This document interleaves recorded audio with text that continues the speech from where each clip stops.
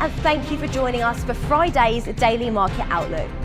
Joining me today is Emily from our trading room to tell us more about recent developments. Emily.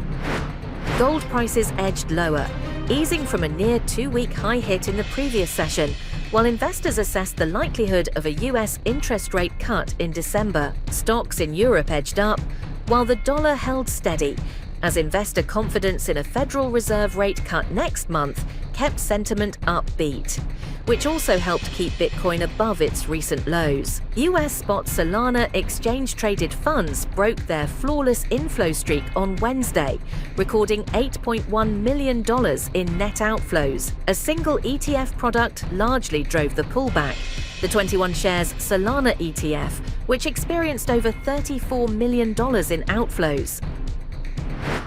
The euro-dollar pair traded sideways in the last session.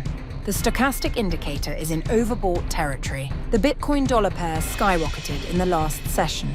The MACD is giving a positive signal. The sterling-dollar pair traded sideways in the last session. The stochastic indicator is in overbought territory. The Aussie-dollar pair edged higher in the last session. The stochastic indicator is giving a positive signal. In the days ahead, the economic calendar will include essential updates and key data releases. These high-impact events are expected to influence market behaviour and could lead to significant price movements. Understanding the importance of these releases is key for strategic planning. Whether outcomes meet, miss or exceed expectations, the market could respond in kind. We hope that you've enjoyed our Friday's Market Outlook. On behalf of all of us here, we wish you a productive trading day.